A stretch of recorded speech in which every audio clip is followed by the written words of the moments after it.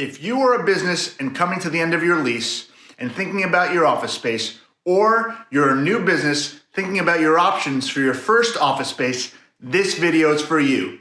Today, I'm going to share with you one of the best parts of the market that you definitely want to explore, especially if you want to save a ton of money on rent and eliminate a massive amount of the upfront costs of a new office. That's coming up next.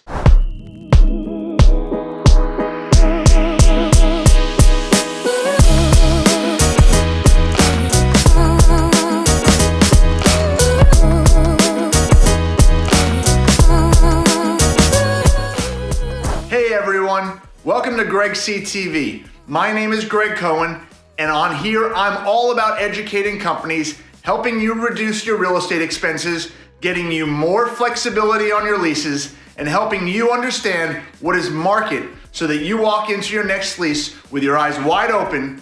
My goal is for you to get the most out of your commercial real estate and become more efficient with your office space. If you have or want office space or are just interested in this segment of the real estate market, make sure to hit the subscribe button below. So let's get to it. Before we get to the steps, it's important to talk about the biggest difference between a sublease and a direct lease. In a sublease, you sign an agreement with the tenant already on the lease. You do not have any agreement with the building's landlord. This is a very important point because you are dependent upon your sublessor to pay the rent and meet their obligations to the landlord. Make sure you are subleasing from a quality credit company. In other words, one with a healthy balance sheet. So why would a company look to sublease their space? There are four main reasons. 1, expansion. They've simply outgrown their space. 2, M&A, mergers and acquisitions. A company has been bought or sold and the space is no longer needed. 3, contraction. Their business no longer needs as much space as it once did, or they're working differently, like employees are working remotely. Contraction would be the biggest red flag of the 4 reasons and should cause you to do extra due diligence on the company. 4, future expansion. They took growth space that eventually they'll need, but don't need currently.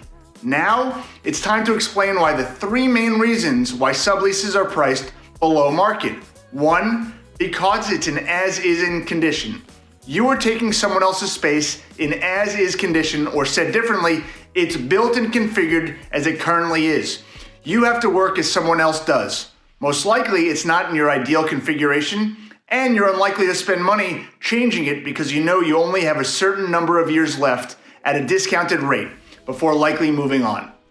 2, there's a fixed end date. Remember, you can't choose the length of the term, and since there's no flexibility to renew at the rate you're agreeing to, you're most likely going to have to move again or pay higher rates. 3, a company needs your help. The sublessor, who is subleasing the space, is paying you to help them subsidize their existing lease obligation that, for the reasons we described before, they no longer want, but they can't get out of the lease. All in all, the savings can be massive. It's a combination of a significantly discounted base rent plus all the furniture and wiring in place, which means you are saving somewhere between $15 and $30 per square foot in upfront costs that otherwise your company would be paying out of pocket if you moved into a direct lease, which comes unfurnished and not wired. So now that we understand what a sublease is and the benefits, let's look at the 7 steps you need to take to successfully find a sublease. 1, find an advisor you trust. Work with someone you think will listen to you and understand what you need, and then share with you all of the relevant opportunities. If you work with many people, you risk wasting a lot of time seeing and being taken to the same opportunities, as well as having something pushed on you that isn't necessarily in your best interest. Speaking of best interest, make sure you have your own representation for the negotiations, and don't deal directly with the advisor who's representing the sublessor. There's a huge conflict of interest there. It's similar to the conflict that exists if you deal directly with the landlord's agent. They're looking out for their client, the landlord, or in this case, the sublessor, who's trying to get rid of the space. They will not be looking out for you. Get your own advisor who negotiates office leases for tenants. It's their specialty. Number 2, know the market. You need to be able to know an opportunity when you see it. So do your research by by going out and visiting some space. Whatever your geographic focus is, go wider because you don't want to miss an opportunity for a few blocks or a quarter of a mile. In an ideal world, you found an advisor that can think outside the box and bring you creative solutions. Block out a few hours and take a tour of some office spaces to get to understand the market and what offers value. So when you do see something that works, you can make an informed decision and react quickly. Number 3, submit proposals. Remember, if you don't ask, you won't get. So ask for the kitchen sink without being too aggressive that you won't garner a response from the company subleasing their space. There are 4 things to think about when submitting a proposal. 1, concessions. A free rent period is truly free in a sublease because there is a definitive expiration date on the lease. 2, furniture. Ask for the opportunity to keep all the furniture that you want, but for everything else to be removed. Additionally, ask for the sublessor to remove the furniture at the end of the sublease. If you don't, it will be your responsibility. The reality is that even if you do have to remove it, the cost is minimal compared to the savings you achieved from not having to pay for your own stuff. Most likely, the sublessor will ask you to pay the furniture for $1 at the end of the sublease. And then it's yours to do what you want with it. Number 3, security deposit. Expect to be asked for your financials because the sublessor wants to understand your ability to pay the rent until the end of the sublease term. Ask for a burn down of your security amount, like a reduction of the amount after a certain period of months of rent paid on time. But the reality is that you shouldn't get it because the amount of term shortens on a lease, the less value it has, and therefore the more risk the sublessor has on their remaining term. But ask for it anyway and see what you can get. Number 4, understand the consent period up front. Know up front how long the landlord has to approve your sublease once you eventually sign so that you aren't stuck in an exceptionally long holding period. Receiving landlord consent 30 days from signing is market. Number 4, have a backup. You are still a long ways away from the finish line, so make sure you have a second option. What could happen? A better credit tenant could come in with an offer. The sublessor's business could change, removing their need to sublease their space. The landlord could deny consent. The list goes on and on. Number 5, choose a real estate attorney who focuses on office leasing specifically in your city. Office leasing is its own animal. You need to have someone representing you who understands the nuances and can draft a document that puts the proper protections in place for you and your business. Remember, you are now becoming a tenant and you need to be protected. Your real estate lawyer is your insurance to make sure you are looked after. It's important to note it's their job to take the term sheet and put it in legal form.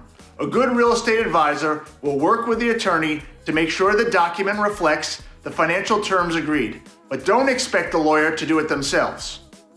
Number 6, get consent. Remember, a deal isn't done until approval is received from the building landlord. This is their opportunity to say no. Why would they say no? There are 3 main reasons. 1, they don't like you. It's well within their right.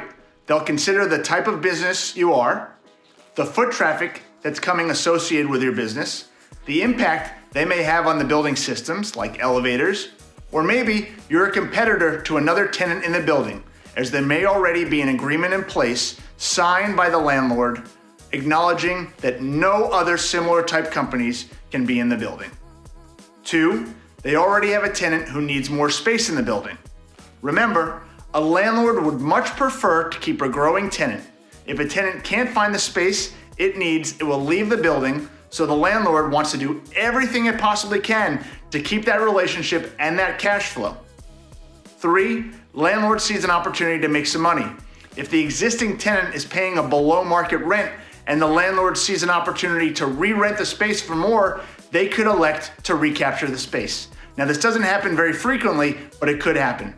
Now, if there are no issues with you and your business, there's no demand from an existing tenant, and there's no opportunity for the landlord to make more money, then you're in the home stretch. Number 7, celebrate. You successfully navigated the sublease process and got an amazing deal. You've saved somewhere between $15 and $25 per square foot in upfront costs like wiring and furniture and paying rent at some kind of discount to almost all the other tenants in your building. You should feel really good. Congratulations. To understand subleasing from the sublessor's perspective, I created an episode of Greg C TV all about how to sublease your space. It's coming up right after this. Now it's time for the Greg C TV question of the day. Which one of these tips did you find most helpful? Leave a comment below, and please leave any questions or suggestions you may have about the subleasing process. If you enjoyed this video, don't forget to like it. So that's it from me, Greg Cohen, office leasing specialist in New York City. For more tips and tricks about the office leasing process, monthly updates about the office market, and my favorite lunch spots in New York City, make sure to subscribe below. See you next time on Greg C TV.